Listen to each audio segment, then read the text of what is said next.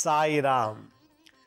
ಆತ್ಮೀಯ ವೀಕ್ಷಕ ಬಾಂಧವರಿಗೆಲ್ಲ ಇವತ್ತಿನ ಜೀವನಾಮೃತ ಕಾರ್ಯಕ್ರಮಕ್ಕೆ ಸ್ವಾಗತ ಸುಸ್ವಾಗತ. ವೀಕ್ಷಕರು, ಇವತ್ತು ಮಕ್ಕಳಿಗೋಸ್ಕರ ಒಂದು ಕಾರ್ಯಕ್ರಮ ಮಾಡ್ತಾಯಿದ್ದೀನಿ. ಅದರಲ್ಲೂ ಯಾವುದು ಅಂದರೆ ತುಂಬ ತುಂಟಾಟ, ತುಂಬ ಹಿಂಸೆ ಕೊಡೋದು ತಂದೆ ತಾಯಿಗೆ. ಇಲ್ಲಿ ಬಿಟ್ಟರೆ ಸಾಕು ಅಲ್ಲಿ ಓಡೋಗ್ಬಿಡ್ತಾನೆ, ಇಲ್ಲಿ ಕೂತಿರೋ ಸಾಕು ಇನ್ನೇನೋ ಹಾಳು ಮಾಡಿಬಿಟ್ಟಿರ್ತಾರೆ. ಹೈಪರ್ ಆ್ಯಕ್ಟಿವ್ ಅಂತ ತುಂಬ ಓವರ್ ಆ್ಯಕ್ಟಿವ್ ಮಾಡ್ತವೆ ಕೆಲವು ಮಕ್ಕಳು. ಈ ಥರದ ಮಕ್ಕಳ ಬಗ್ಗೆ ಭಾಳಷ್ಟು ಜನ ಕಾಲಲ್ಲಿ ಫೋನ್ ಮಾಡಿ ಕೇಳ್ತಾರೆ, ಅಯ್ಯೋ ನನ್ನ ಮಗ 3 ವರ್ಷ ತುಂಬ ತುಂಟ, ತುಂಬ ಸಾಕಾಗೋಗ್ಬಿಟ್ಟಿದೆ. ನಾನು ಹೇಳ್ತೀನಿ, ಮಕ್ಳ ಬುದ್ಧಿನೇ ಹಾಗೇಮ್ಮ, ನೀವು ಈ ಥರ ಎಲ್ಲ ಬೆಳೆದಿದ್ದೀವಿ. ನಾವು ಆ ವಯಸ್ಸಲ್ಲಿದ್ದಾಗ ನಾವು ಈ ಥರ ತುಂಟಾಟ, ಕೂಗಾಟ, ಕೋಪ, ಚಂಡಿ ಎಲ್ಲ ಮಾಡ್ಕೋತಾ ಇದ್ವಿ. ನಾವು ಈಗ ಬೆಳೆದುಬಿಟ್ಟಿದ್ದೀವಿ, ಇವೆಲ್ಲ ಇಲ್ಲ ನಮಗೆ. ಮಕ್ಕಳು ಅಂದಮೇಲೆ ಇವೆಲ್ಲ ಸಹಜ. ಆದರೆ ತಂದೆ ತಾಯಿಗಳಿಗೆ ಇದೇ ದೊಡ್ಡ ಇಶ್ಯೂ ಆಗಿಬಿಟ್ಟಿದೆ. ಅಯ್ಯೋ, ಒಂದು ಕ್ಷಣ ಕಣ್ಣು ತೆಗೆಸೊಳಗೆ ಏನೋ ಒಂದು ಮಾಡಿಬಿಡ್ತಾನೆ. ಒಂದು ಕಡೆ ಕೂತಿದ್ದ ಕಡೆ ಕೂರಲ್ಲ, ನಿಂತಿದ್ದ ಕಡೆ ನಿಲ್ಲಲ್ಲ. ಇವನು ಕಾಟ ತಡೆಯೋಕ್ಕಾಗದೆ ಬೇರೆ ಕಡೆ ಕಿಂಡರ್ ಗಾರ್ಡನ್ಗೆ ಕಳಿಸ್ತೀವಿ, ಅಲ್ಲೂ ಏನೋ ಗಲಾಟೆ ಮಾಡಿ ನಿಮ್ಮ ಮಗನ ಕರ್ಕೊಂಡು ನಮ್ಗೆ ಸಾಕೋಕ್ಕಾಗಲ್ಲ, ನೋಡ್ಕೊಳಕ್ಕಾಗಲ್ಲ ಅಂತಾರೆ. ಈ ಥರ ಪರಿಸ್ಥಿತಿನಲ್ಲಿದ್ದೀವಿ, ಏನು ಮಾಡಬೇಕು ಅಂತೇಳಿ ಭಾಳಷ್ಟು ಜನ ಫೋನಲ್ಲಿ ಕೇಳಿದ್ದಾರೆ, ನನಗೆ ಮುಕ್ತ ಭೇಟಿ ಮಾಡಿ ಕೇಳಿದ್ದಾರೆ. ಕೆಲವ್ರಿಗೆ ಮದುವೆ ಆಗುತ್ತೆ, ಮಕ್ಕಳೇ ಆಗಲ್ಲ ರೀ. 5 ವರ್ಷ 10 ವರ್ಷ ಆದರೂ ಮಕ್ಕಳಾಗಲ್ಲ. ಅವನ ಗಂಡನ ವೀರ್ಯದಲ್ಲಿ ದೋಷ ಇರ್ತದೆ, ಅಥವಾ ಹೆಂಡತಿಲಿ ಗರ್ಭಕೋಶದಲ್ಲಿ ದೋಷ ಇರ್ಬೋದು, ಇಲ್ಲ ಅಂಡಾಣುನೇ ಜನ್ರೇಟ್ ಆಗೋದಿಲ್ಲ, ಮಕ್ಕಳಾಗಲ್ಲ. IUI fail. IUI 5 ಸಲ ಮಾಡಿಸಿದ್ದಾರೆ, 1 ಲಕ್ಷ ರೂಪಾಯಿ ಕೊಟ್ಟು ಫೇಲ್ ಆಗಿದೆ. IVF ಕೂಡ ಮಾಡಿದ್ದಾರೆ, ಅದು ಫೇಲ್ ಆಗಿಬಿಟ್ಟಿದೆ. ಅವ್ರಿಗೆ ಮಕ್ಕಳೇ ಇಲ್ಲ. ದೇವರ ಹತ್ರ ಹೋಗಿ ಹರಕೆ ಕಟ್ತಾರೆ, ಹೋಮ ಮಾಡ್ತಾರೆ, ಯಾತ್ರೆ ಮಾಡ್ತಾರೆ, ಏನೇನು ಬೇಕೋ ಎಲ್ಲ ಮಾಡ್ತಾರೆ ಮಕ್ಕಳಾಗಲಿ ಅಂತ. ಇದು ಒಂದು ಗುಂಪಾದರೆ, ಇಲ್ಲಿ ಮಕ್ಕಳಾಗಿದೆ ಸಾಕಕ್ಕಷ್ಟ ಅಂತಾರೆ. ತುಂಟ, ಅಯ್ಯೋ ಇಂಥ ಮಕ್ಕಳು ಯಾರಿಗೂ ಬೇಡಪ್ಪ, ಈ ಥರ ಹಿಂಸೆ ಕೊಡೋ ಮಕ್ಕಳು ಯಾವ ತಂದೆ ತಾಯಿಗೂ ಬೇಡ ಅಂತಾರೆ. ಅಲ್ಲಿ ಮಕ್ಕಳಿಲ್ಲ ಅಂತ ಪೂಜೆ ಮಾಡ್ತಾರೆ, ಬೇಡ್ತಾರೆ, ಕಾಡ್ತಾರೆ. ಇಲ್ಲಿ ಇಂಥ ಮಕ್ಕಳು ಯಾರಿಗೂ ಬೇಡ ಅನ್ನೋ ಒಂದು ಸ್ಥಿತಿ ತಂದಿಸ್ತಾರೆ. ಅಲ್ಲಿಗೆ ಅರ್ಥ ಹಾಕ್ಕೊಳ್ಳಿ ಯಾವ ಲೆವೆಲಿಗಿದೆ ಇವತ್ತಿನ ನಮ್ಮ ಒಂದು ಕರ್ಮ ಸಿದ್ಧಾಂತ. ಮಕ್ಕಳು ಬೇಕು, ಮಕ್ಕಳನ್ನ ಪಡೆಯೋದು ದೊಡ್ಡದಲ್ಲ, ಮಕ್ಕಳಿಗೆ ಸಂಸ್ಕಾರ ಕೊಡೋದು ಒಂದು ದೊಡ್ಡ ಕಲೆ. ನಾನು ಭಾಳ ಸಲ ಹೇಳ್ತಾ ಇರ್ತೀನಿ, ತಾಯಿ ಗರ್ಭದಲ್ಲಿದ್ದಾಗಲೇ ತಾಯಿ ಆದವಳು 9 ತಿಂಗಳ ಒಳಗಡೆ ಮಗು ಡೆಲಿವರಿ ಆಗಿ ಬರೋಕ್ಕೆ ಮುಂಚೆ 272 ದಿವಸ ಆದ ನಂತರ ಮಗು ಹೊರಗೆ ಬರುತ್ತೆ. ಅದು ಬರೋಕ್ಕೆ ಮುಂಚೆನೇ ಈ ತುಂಟಾಟ, ಹೈಪರ್ ಆ್ಯಕ್ಟಿವಿಟಿ ಮತ್ತು ದುಶ್ಚಟಕ್ಕೆ ಭಾಗಿಯಾಗೋದು, ಎಲ್ರಿಗೂ ಹಿಂಸೆ ಕೊಡುವಂಥ ಬುದ್ಧಿನ ತಾಯಿ ಗರ್ಭದಲ್ಲೇ ಇದ್ದಾಗ ಮಗುಗೆ ಸಂಸ್ಕಾರ ಕೊಟ್ಟು ಆ ದೋಷ ತೆಗೆದುಬಿಟ್ರೆ ಜನನ ಆದಮೇಲೆ, ಮಗು ಡೆಲಿವರಿ ಆದಮೇಲೆ ತಂದೆ ತಾಯಿಗೆ ರಿಸ್ಕೇ ಇರೋಲ್ಲ. ಇವಾಗ ಹೇಳ್ತಾರೆ, ಅಯ್ಯೋ ಈ ಮಕ್ಕಳೇ ಬೇಡ ಅಂತ, ಅದರಲ್ಲಿ ಈ ಗಂಡು ಮಕ್ಕಳು ಬೇಡ ಅಂತಾರೆ. ಮೊನ್ನೆ ಶನಿವಾರದಲ್ಲಿ ಯಾರೋ ಒಬ್ರು ಕಾಲ್ ಮಾಡ್ತೀವಿ, ನಮಗೆ ಈಗಾಗಲೇ 2 ಗಂಡು ಮಕ್ಕಳಿದ್ದಾರೆ, ಈಗ ನಾನು ಗರ್ಭಿಣಿ, ನಾನು ತೆಗೆಸ್ಬೇಕು ಅಂತ ಇದ್ದೀನಿ, ಅಬಾರ್ಷನ್ ಮಾಡಿಸ್ಬೇಕು ಅಂತ ಇದ್ದೀನಿ. ನಾನು ಅವ್ರಿಗೆ ಹೇಳಿದೆ ಮಾಡಬಾರ್ದು ಅಂತೇಳಿ, ಒಂದು ಹೆಣ್ಮಗು ಆದರೆ ಇಷ್ಟ ಅಂಥೇಳಿ. ಯಾರು ಗೊತ್ತು, ಈಗ ಒಳಗಡೆ ಇರೋ ಮಗು ಹೆಣ್ಮಗುನೇ ಇರ್ಬೋದು. ಇಲ್ಲಿ ಗರ್ಭವತಿ ಆಗೋದೇ ಒಂದು ದೊಡ್ಡ ಅದೃಷ್ಟ, ಪ್ರೆಗ್ನೆಂಟ್ ಆಗೋದೇ ದೊಡ್ಡ ಅಚೀವ್ಮೆಂಟ್ ಜಗತ್ತಿನಲ್ಲಿ, ನನ್ನ ಪ್ರಕಾರ ಇವತ್ತಿನ ಸಮಾಜದಲ್ಲಿ. ಅದರಲ್ಲೂ ಮಕ್ಕಳಾಗ್ಬಿಟ್ರಂತೂ ಒಳ್ಳೆ ಮಕ್ಕಳಾದ್ರೆ ಇನ್ನೂ ಒಳ್ಳೆಯದು, ಇನ್ನೂ ರೆಕಾರ್ಡ್, ಅದು ಬೋನಸ್. ಅದು ಏನೂ ಮಕ್ಕಳೇ ಆಗಿಲ್ಲ, ಬಂಜೆತನ, ಅವನಿಗೆ ನಪುಂಸಕತೆ ಇರ್ತದೆ, ಇಂಪಾರ್ಟೆನ್ಸಿ ಪ್ರಾಬ್ಲಮ್ ಇರ್ತದೆ. ಗಂಡಸಲ್ಲಿ ಹೆಂಗಸಲ್ಲೂ ಕೂಡ ಇಂಪಾರ್ಟೆನ್ಸಿ ಇರ್ತದೆ.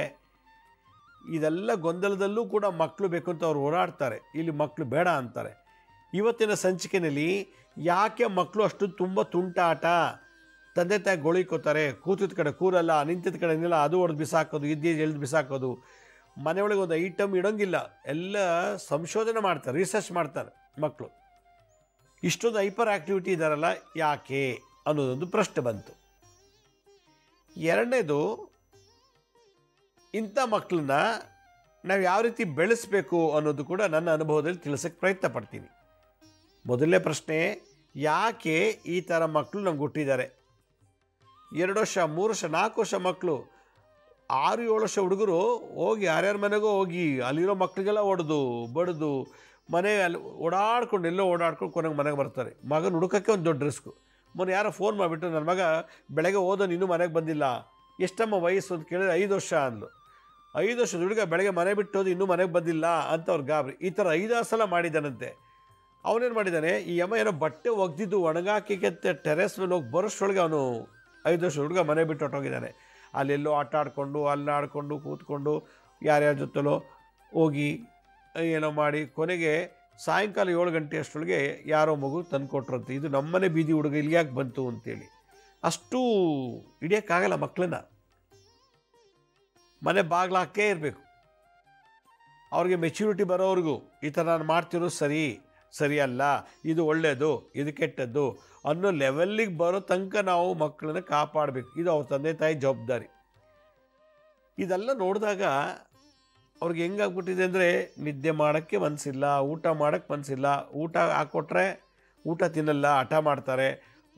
ತಟ್ಟೆಗೆ ಹಾಕಿ ಊಟ ತಿಂದ್ಕೊಟ್ರೆ ಅದನ್ನೆಲ್ಲ ಅದು ಬಿಸಾಕಿ, ಏನು ಊಟ ತಿನ್ನಿಸೋದ್ರಲ್ಲಿ ರಿಸ್ಕು, ಮಲಗಿಸ್ಬೇಕು ಅಂದ್ರೆ ಕಷ್ಟ, ಸ್ನಾನ ಮಾಡಿಸ್ಬೇಕು ಕಷ್ಟ, ಹೆಂಗೆ ಬದುಕದಪ್ಪ ಅನ್ನಿಸ್ಬಿಟ್ಟಿದೆ. ಅದು ಆ ಥರ ಕಷ್ಟ ಗೊತ್ತಿರೋರಿಗೆ ಗೊತ್ತು. ಇದು ಎಲ್ಲರೂ ಮನೆ ಮಕ್ಳು ಹಿಂಗೆ ಮಾಡಲ್ಲ. ಕೆಲವು ಮಕ್ಕಳು ಮಾತ್ರ ಹಿಂಗೆ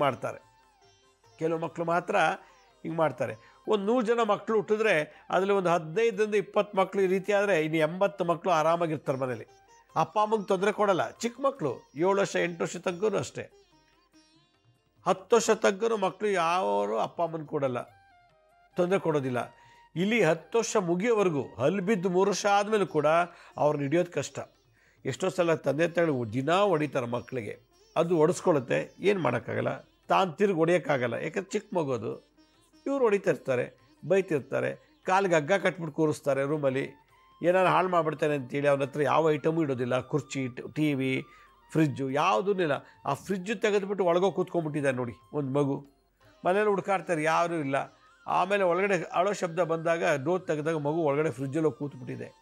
ಚಿಕ್ಕದು ಅಲ್ಲಿ 1.25 ವರ್ಷದ ಮಗು. ಇಂಥ ಮಕ್ಕಳನ್ನ ಮನೇಲಿ ನಾವು ಹೆಂಗೆ ನಿಭಾಯಿಸೋದು ಅನ್ನೋದು ದೊಡ್ಡ ಪ್ರಶ್ನೆ. ಮಕ್ಕಳೇ ಬೇಡಪ್ಪ, ನಾವು ಹಿಂಗೆ ಬಂಜೆತನ ಇದ್ಬಿಟ್ರೆ ಚೆನ್ನಾಗಿತ್ತು ಅಂತ. ಗಂಡ ಮನೆ ಬಿಟ್ಟು ಬೆಳಗ್ಗೆ ಹೋಗಿ ಸಂಜೆ ಬರ್ತಾನೆ, ಇಲ್ಲಿ ತಾಯಿಗೆ ಹುಚ್ಚಿಡ್ದು ಬಿಟ್ಟಿರ್ತದೆ. ಅಯ್ಯೋ ಅವಳಿಗೆ ಯಾವ ಕೆಲಸನೂ ಮಾಡೋಕ್ಕಾಗಲ್ಲ. ಆಫೀಸ್ ಕೆಲಸ ಮಾಡೋಕ್ಕೆ ಅಂತ ಕೂತ್ಕೊಳ್ತಾರೆ ಕೆಲವರು, ಅದು ಮಾಡೋಕ್ಕೆ ಬಿಡೋಲ್ಲ ಅವ್ರಿಗೆ. ಹೀಗಾಗಿ ಅವರು ಕೆಲಸ ರಿಸೈನ್ ಮಾಡ್ತಾರೆ. ಈ ಥರದ್ದು ಭಾಳ ಕಂಪ್ಲೇಂಟ್ ಇದೆ. ಇಲ್ಲಿ ಗಂಡನ ಮೇಲೆ ಕಂಪ್ಲೇಂಟ್ ಇಲ್ಲ, ಅತ್ತೆ ಮಾವದಿರ ಮೇಲೆ ಕಂಪ್ಲೇಂಟ್ ಇಲ್ಲ, ತಾವು ಹೆತ್ತಿರೋ ಮಕ್ಕಳ ಮೇಲೆ ಕಂಪ್ಲೇಂಟು. ಏನೋ ತುಂಬ ತೊಂದರೆ ಕೊಡ್ತಾರೆ, ಇವ್ರು ಹಿಡಿಯೋಕ್ಕೆ ನಮ್ಮ ಕೈಯಲ್ಲಿ ಆಗ್ತಿಲ್ಲ. ಯಾಕಿಂಥ ಮಕ್ಕಳು ಹುಡ್ತಾರೆ ಅನ್ನೋದೊಂದು ಪ್ರಶ್ನೆ ಬಂತು. ಜ್ಯೋತಿಷ್ಯ ಶಾಸ್ತ್ರ ಪ್ರಕಾರ ನಾನು ಬೇರೆ ಥರ ಹೇಳ್ತೀನಿ. ಕರ್ಮ ಸಿದ್ಧಾಂತ ಫಸ್ಟ್ ಹೇಳ್ತೀನಿ. ಕರ್ಮ ರಿಗ್ರೆಷನ್ ಥಿಯರಿ ಏನು ಹೇಳುತ್ತೆ, ಯಾವ ತಾಯಿ ಗರ್ಭಿಣಿಯಾಗಿರ್ತಾಳೋ ಅಂಥವಳು ಪೂರ್ವ ಜನ್ಮದಲ್ಲಿ, ಈಗ ಮಗುಗೆ ಜನ್ಮ ಕೊಟ್ಟಿದ್ದಾಳೆ, ಅವಳ ಮಗ ತುಂಟಾನೇ ತುಂಟ, ಭಾಳ ತುಂಟ, ಹಿಡಿಯೋಕ್ಕಾಗ್ತಿಲ್ಲ ಅಂತ ದೊಡ್ಡ ಕಂಪ್ಲೇಂಟ್, ಆಟಿಸಮ್ ಅಂತಲೇ ಇಟ್ಕೊಳ್ಳೋಣ. ಯಾವ ತಾಯಿ ಆ ಮಗುಗೆ ಜನ್ಮ ಕೊಟ್ಟಿದ್ದಾಳೋ ಅವಳು ಪೂರ್ವ ಜನ್ಮದಲ್ಲಿ ಭಾಳಷ್ಟು ಮಕ್ಕಳಿಗೆ ತೊಂದರೆ ಕೊಟ್ಟಿರ್ತಾಳೆ. ಚಿಕ್ಕ ಮಕ್ಕಳಾಗಿರ್ಬೋದು, ದೊಡ್ಡ ಮಕ್ಕಳಾಗಿರ್ಬೋದು. ಭಾಳಷ್ಟು ವಿಚಿತ್ರವಾದಂಥ ಹಿಂಸೆ ಕಾಯಿಸಿ ಬರೆ ಹಾಕ್ಬಿಟ್ಟಿರ್ತಾಳೆ. ಊಟ ಕೊಡದೆ ನರಳಿಸ್ತಾಳೆ, ಸಿಕ್ಕಾಬಟ್ಟೆ ಹೊಡೆದಿರ್ತಾಳೆ, ಏನೋ ಮಾಡಿರ್ತಾಳೆ. ಆ ಕರ್ಮ ಎಲ್ಲ ಈಗ ಈ ಮಗು ಮುಖಾಂತರ ತಾಯಿಗೆ ತಿರ್ಸ್ಕೊಳ್ಳುತ್ತೆ ಈ ವಯಸ್ಸಲ್ಲೇ. ಇದು ಜಮಾ ಆಗ್ತಾಯಿದೆ. ಪೂರ್ವ ಜನ್ಮದ ಪಾಪದ ಕರ್ಮ ಈ ಮಗು ಏನು ಮಾಡ್ತಾಯಿದೆ, ಮಗು ರೂಪದಲ್ಲಿ ಜಮಾ ಆಗ್ತಾಯಿದೆ. ಇದು ಒಂದು. ಎರಡನೇದು, ಯಾವ ಗಂಡಸನ ವೀರ್ಯದಿಂದ ಆ ಮಗು ಹುಟ್ಟಿದ್ಯೋ ಆ ವೀರ್ಯದಲ್ಲಿ ಯಾವುದಾದ್ರೂ ಗುರುಶಾಪ ಇತ್ತು ಅಂದರೆ, ಗಂಡನ ಜಾತಕದಲ್ಲಿ ಗುರುಶಾಪ ಇತ್ತು ಅಂದರೆ ಇಂಥ ಮಕ್ಕಳು ಹುಡ್ತಾರೆ. ಅವನ ಸ್ಪರ್ಮಲ್ಲಿ ಈ ಥರ ಮಕ್ಕಳು ದೋಷ. ಅದರಿಂದ ಗುರುನಿಂದನ ದೋಷ.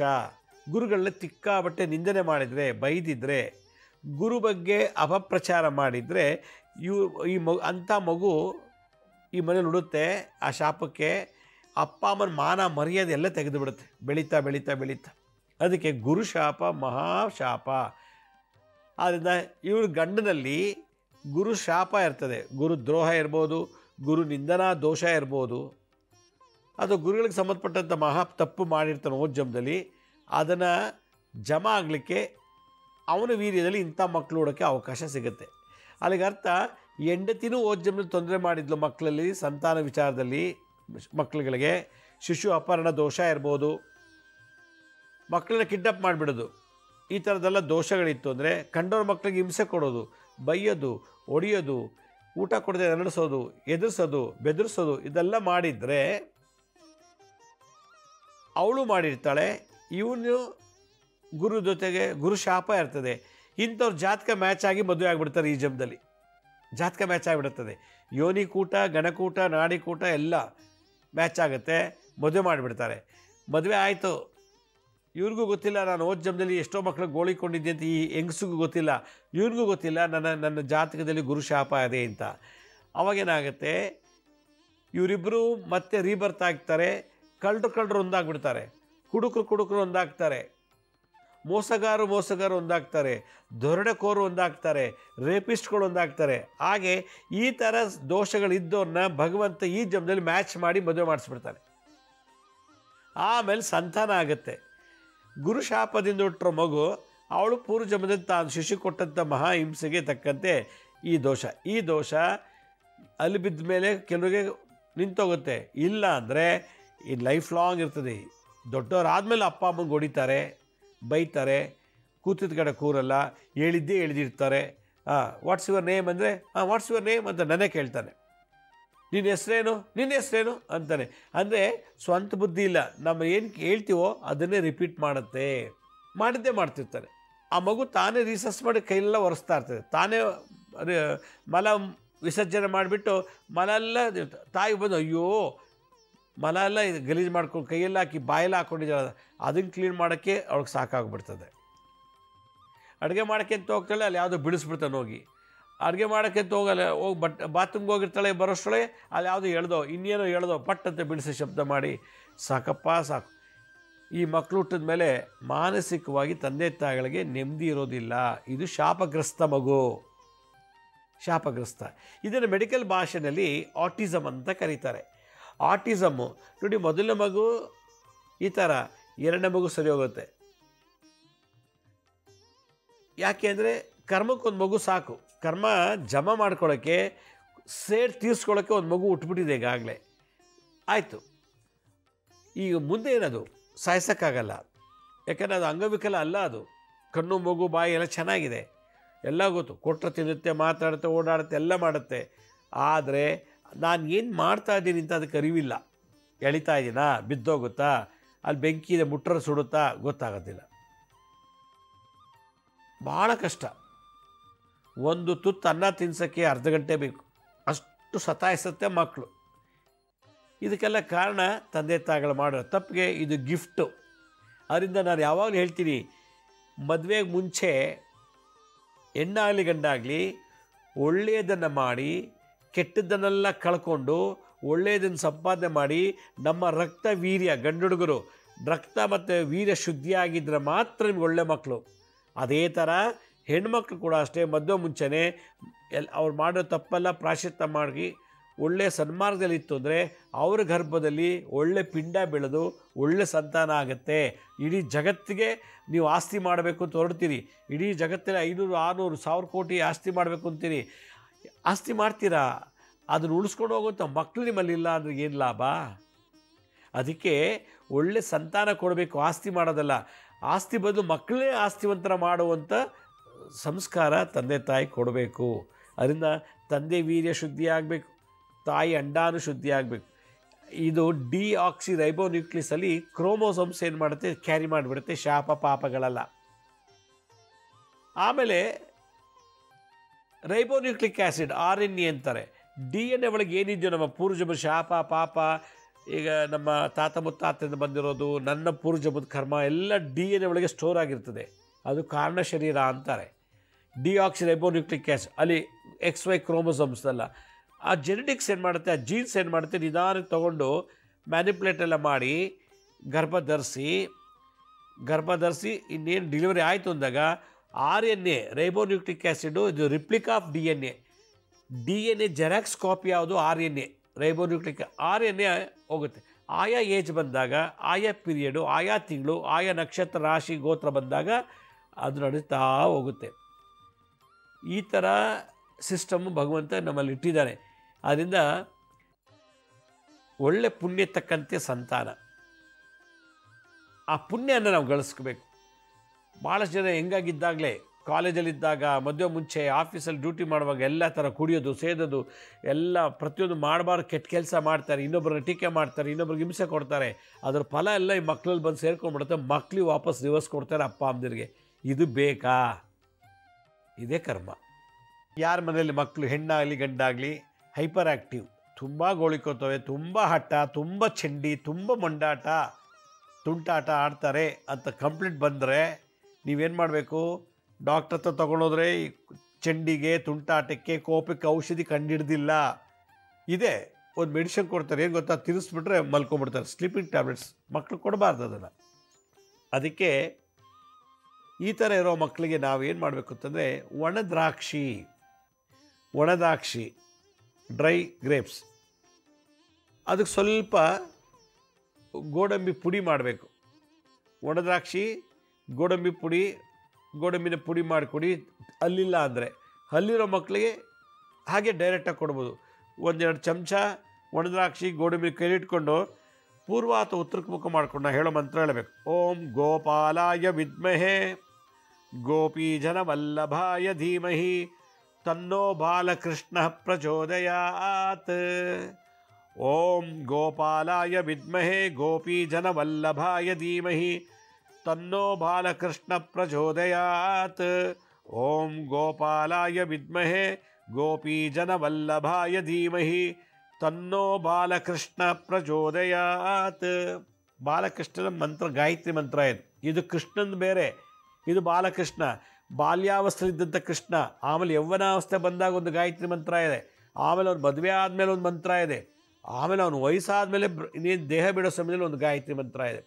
ಆದ್ದರಿಂದ ಇದು ಬಾಲ್ಯಾವಸ್ಥೆಯಲ್ಲಿ ಇರೋ ಮಂತ್ರನ ತಾಯಿ ಈ ಗೋಡಂಬಿ ದ್ರಾಕ್ಷಿಗೆ ಜಪ ಮಾಡಿಸಿ ಮಗುಗೆ ಆಗಾಗ ತಿನ್ನೋಕೆ ಕೊಡ್ತಾ ಇತ್ತು ಅಂದರೆ ಮೊಂಡತನ, ಹಠ ಮಾಡೋದು, ಮತ್ತು ಬೆಚ್ಚಿ ಬೀಳೋದು, ಹಿಂಸೆ ಕೊಡೋದು ಅಪ್ಪ ಅಮ್ಮದಿರಿಗೆ, ಇದೆಲ್ಲ ನಿವಾರಣೆ ಆಗುತ್ತೆ. ಇದು ಎಲ್ಲಿವರೆಗೂ ಮಾಡಬೇಕು? 12 ವರ್ಷ ಒಳಗಿರೋ ಮಕ್ಕಳು ಮಾತ್ರ ಇದು ಮಾಡಬೇಕು. ಇದು ಬಾಲಕೃಷ್ಣ. ಯೌವನಾವಸ್ಥೆಯಲ್ಲ, ಯೂತ್ ಅಲ್ಲ, ಬಾಲಕ. ಹೆಣ್ಣಾಗಲಿ ಗಂಡಾಗಲಿ 12 ವರ್ಷ ಇರೋ ಮಕ್ಕಳಿಗೆ ಓಂ ಗೋಪಾಲಾಯ ವಿದ್ಮಹೇ, ಹಸುಗಳನ್ನು ಕಾಯುವಂಥವನು, ಗೋಪೀಜನವಲ್ಲಭಾಯ ಧೀಮಹಿ, ಗೋಕುಲದಲ್ಲಿದ್ದಂಥ ಎಲ್ಲ ಜನರಿಗೂ ಬಹಳ ಇಷ್ಟವಾದಂಥ ಹುಡುಗ. ಅಂಥ ಬಾಲಕೃಷ್ಣ, ನನ್ನಲ್ಲಿ ಧೀಶಕ್ತಿಯನ್ನು ಹೆಚ್ಚಿಸು, ನನ್ನಲ್ಲಿ ಧೀಶಕ್ತಿಯನ್ನು ಪ್ರಚೋದನೆ ಮಾಡು, ನನ್ನಲ್ಲಿ ಒಳ್ಳೆಯ ಜ್ಞಾನವನ್ನು ಜಾಸ್ತಿ ಮಾಡು, ಅಂಧಕಾರವನ್ನು ನಾಶ ಮಾಡು ಅಂಥೇಳಿ ಬಾಲಕೃಷ್ಣನ ಒಂದು ಗಾಯತ್ರಿ ಮಂತ್ರ. ಇದನ್ನು ಇದು ಒಣದ್ರಾಕ್ಷಿ ಗೋಡಂಬಿಗೆ 2 ಮಿಕ್ಸ್ ಮಾಡಿ ಪುಡಿ ಮಾಡಿ ಹಾಲಲ್ಲಾದರೂ ಹಾಕಿ ಕುಡಿಸಿ, ಇಲ್ಲ ಡೈರೆಕ್ಟಾಗಿ ತಿನ್ನುತ್ತಾ ಮಗು ನೋಡಿ ತಿನ್ನಿಸ್ಬಿಡಿ. ಇದು ಆಗಾಗ ಮಾಡ್ತಾ ಇರಬೇಕು. ಮಾಡಿ ಕೊಟ್ಟರೆ ಮಗುಗೆ ಈ ಥರ ಶನಿ, ಚಂದ್ರ, ರಾಹು ಈ 3 ದೋಷ ಹೋಗುತ್ತೆ. ಶನಿ, ಚಂದ್ರ, ರಾಹು ದೋಷ ಹೋಯಿತು ಅಂತಲೇ ಮಗು ಆರಾಮಾಗಿರುತ್ತೆ. ತನ್ನದೇ ಆದ ಮೆಚ್ಯೂರಿಟಿಲಿ ಏನು ತಪ್ಪು ಏನು ಸರಿ ಇಲ್ಲ ಅಂತ ಚಿಂತನೆ ಮಾಡುತ್ತೆ. ಮೊಂಡತನ, ಹಠತನ ಎಲ್ಲ ಬಿಟ್ಬಿಡುತ್ತೆ. ಆದ್ದರಿಂದ ಈ ಒಂದು ಗಾಯತ್ರಿ ಮಂತ್ರ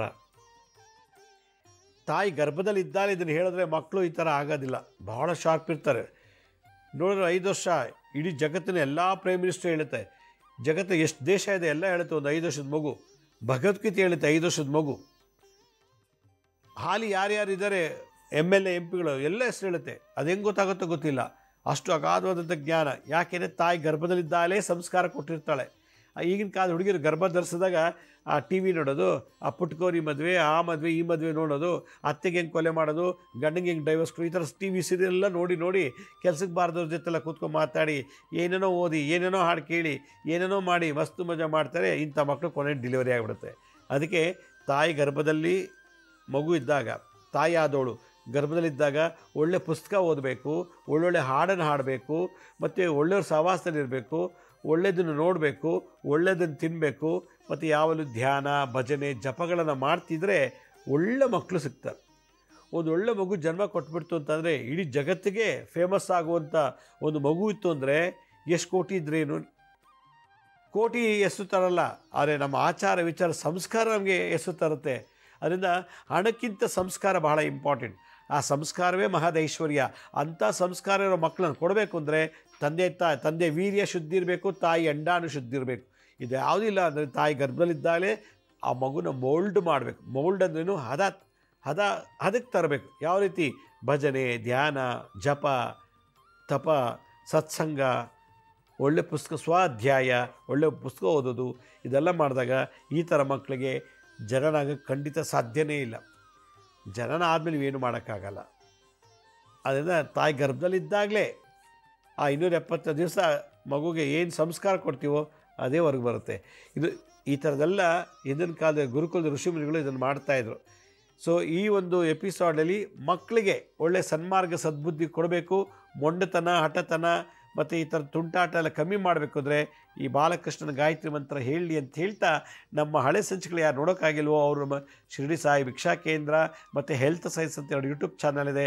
ಇದ್ರ ಜೊತೆಗೆ SSBK ಜ್ಞಾನೋದಯ ಅಂತ ಒಂದು ಮ್ಯೂಸಿಕ್ ಚಾನಲ್ ಇದೆ. 3 ಸಬ್ಸ್ಕ್ರೈಬ್ ಮಾಡ್ಕೊಳ್ಳಿ ಮೊದಲು. ಆಮೇಲೆ ಬೆಲ್ ಬಟನ್ ಪ್ರೆಸ್ ಮಾಡಿ, ನೋಟಿಫಿಕೇಷನ್ ಬರುತ್ತೆ. ನೋಡಾದಮೇಲೆ ನಿಮ್ಗೆ ಇಷ್ಟ ಆಯ್ತು ಅಂದ ತಕ್ಷಣ ಲೈಕ್ ಅನ್ನೋ ಬಟನ್ ಪ್ರೆಸ್ ಮಾಡಿ. ನೀವು ಲೈಕ್ ಅನ್ನೋ ಬಟನ್ ಪ್ರೆಸ್ ಮಾಡಿದ್ದೆ ಆದರೆ ನಾನು ನೋಡಿರೋಕ್ಕೂ ಖುಷಿ ಪಡ್ತೀನಿ ನಾನು, ಮತ್ತು ಈ ಎಪಿಸೋಡ್ ಮಾಡೋಕ್ಕೂ ನನಗೂ ಒಂದು ಸಂತೋಷ ಆಗುತ್ತೆ, ಮತ್ತು ನೀವು ಕೊಡೋ ಗೌರವ ಅದು. ಅದರಿಂದ ಎಲ್ಲೂ ಲೈಕ್ ಅನ್ನೋ ಬಟನ್ ಪ್ರೆಸ್ ಮಾಡಿ. ಆಮೇಲೆ ನೋಡಿದಂಥ ಲಿಂಕನ್ನು ನಿಮ್ಮ ಬಂಧು ಮಿತ್ರರಿಗೆ ಶೇರ್ ಮಾಡಿ, ವಾಟ್ಸಪ್ ಮುಖಾಂತರ, ಇಮೇಲ್ ಮುಖಾಂತರ. ಆಮೇಲೆ ಇನ್ನೂ ನಮ್ಮ ಕೆಲವು ಇನ್ಫಾರ್ಮೇಷನ್ಸ್ ಎಲ್ಲ ಫೇಸ್ಬುಕ್ಕು, ಇನ್ಸ್ಟಾಗ್ರಾಮು, ಟ್ವಿಟ್ಟರು, ಲಿಂಕ್ಡ್ಇನ್ ಕೂಡ ಅಪ್ಲೋಡ್ ಮಾಡ್ತಿರ್ತೀವಿ ಟೈಮ್ ಟು ಟೈಮು. ಅಲ್ಲೂ ನಿಮಗೆ ಭಾಳಷ್ಟು ಇನ್ಫಾರ್ಮೇಷನ್ ಸಿಗುತ್ತೆ. ಅಪಾಯಿಂಟ್ಮೆಂಟ್ಸ್ ಬೇಕಿದ್ದವರು www.lakshmisrinivas.in ಅಂತ ನೀವೇ ಲಾಗಿನ್ ಆಗಿ ಯಾವ ಡೇಟ್ ಯಾವ ಟೈಮ್ಗೆ ಅಪಾಯಿಂಟ್ಮೆಂಟ್ಸ್ ತೊಗೋಬೋದು ಅಂತ ಹೇಳ್ತಾ ಇವತ್ತಿನ ಸಂಚಿಕೆಯನ್ನು ಮುಗಿಸ್ತೀನಿ. ಇದೇ ರೀತಿ ನಾಳಿನ ಸಂಚಿಕೆಯಲ್ಲಿ ಮತ್ತೊಂದು ವಿಶೇಷವಾದಂಥ ಮಾಹಿತಿಯೊಂದಿಗೆ ತಮ್ಮನ್ನು ಭೇಟಿ ಮಾಡ್ತೀನಿ. ಅಲ್ಲಿವರೆಗೂ ನನ್ನ ನಮಸ್ಕಾರ. ಸಾಯಿರಾಮ್.